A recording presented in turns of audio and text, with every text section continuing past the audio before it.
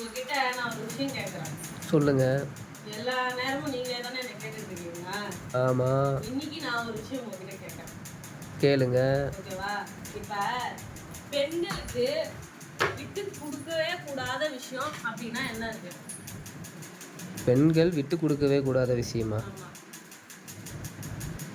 இது எப்படி சொல்றீங்க? என்கிட்ட அவங்கவுங்க வீட்டில் சொல்றீங்களா? பொதுவாகவே சமூகத்தில்? பொதுவாவே சொல்றேங்க. சமூகத்துக்காக சொல்றேன். நீங்க அதுக்கு ஆன்சர் பண்ணுங்க. பெண்கள் ஒட்டுமொத்த பெண்களுக்காக பேசுறீங்க. ஆமா. ஒட்டுமொத்த பெண்கள் வந்து விட்டு கொடுக்க கூடாத விஷயம் என்னன்னா, எவ்வளவோ இருக்குதுங்க. ஒரு கௌரவம் இருக்குது. அப்புறம் அதான் மானம், மரியாதை, அப்புறம் கற்பு சொல்லுவாங்க. அதெல்லாம் விட்டு கொடுக்கக்கூடாத விஷயம் தானே. எவ்வளவோ இருக்கே. எதன்னு நான் சொல்கிறது? ஒரு விஷயம் சொல்லுண்ணா. ஓகே. அது ஒட்டு மொத்தமும் அடங்கின ஒரே விஷயம் இருக்கு. இது எல்லாம் அடங்கி ஒரே வார்த்தையாவா? ஆமா. அனைத்தும் பேசி ஒரே வார்த்தையானா கௌரவமாக இருக்கணும் அப்படின்னு சொல்கிறீங்களா? அவங்களோட சிரிப்பு. பெண்களுடைய சிரிப்பு. சிரிப்பு. ம். அதுக்குள்ளேயே எல்லாமே அடங்கியிருக்கு. புன்னகை, அப்புறமேட்டு அவங்களோட கௌரவம், அவங்களோட வந்து கற்பு எல்லாமே அதில் அடங்கியிருக்கு அந்த சிரிப்பில். அதான். அதே மாதிரி இன்னொன்று, அவங்களோட சுதந்திரம். ம். யாருக்காகவும் எதுக்காகவோ விட்டு கொடுக்கவே கூடாது.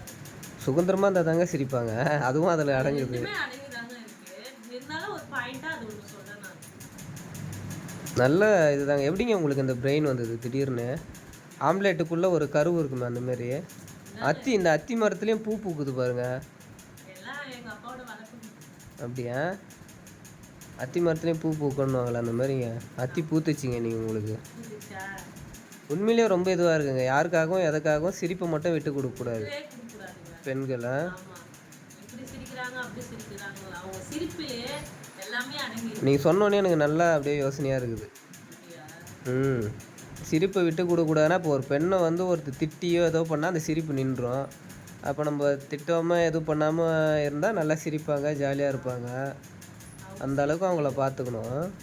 அவங்களோட புன்னகை தான் வந்து இந்த வீட்ல ஒரு லட்சுமி கலாச்சாரமே இருக்கு. ஒரு வீட்ல வெளியே பப்ளிக்கில் கூட பப்ளிக்ல கூட அவங்க சிரிச்சா எவ்வளோ ஒரு இதுவா இருக்கு. ஒட்டுமொத்த பெண்களுக்குமே நீங்கள் ஒரு நல்ல இது சொன்னீங்க. நல்லா இருக்கா? நல்லா இருக்குது. சூப்பர். வாழ்த்துக்கள். இந்த மாதிரி நிறையா யோசித்து பெண்களுக்கு சப்போர்ட்டாக இப்போ போடணுன்னு சொல்லிக்கிட்டே இருங்க. இனிமேல் பெண்களுக்கு சப்போர்ட்டா தான் நான் போடுவேன். ஏன்னா அந்த சிரிப்பு வந்து நிறைய பேர் எடுக்கிறதுக்கு யோசிப்பாங்க. அது யாரும் திட்ட மாட்டாங்க.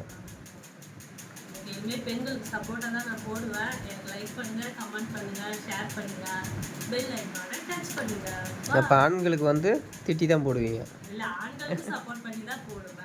பொதுவாக நல்லது சொல்லணும். ஆணாக இருந்தாலும் சரி, பெண்ணாக இருந்தாலும் சரி. நெக்ஸ்ட் வந்து நான் அவங்களுக்காக தான், ஆம்பளைங்களுக்காக தான் நான் ஒரு போட போறேன் ஒரு வீடியோ. இது நல்லா இருந்தா கமெண்ட்ல சொல்லுங்க எப்படி இருக்குன்னு சொல்லிட்டு.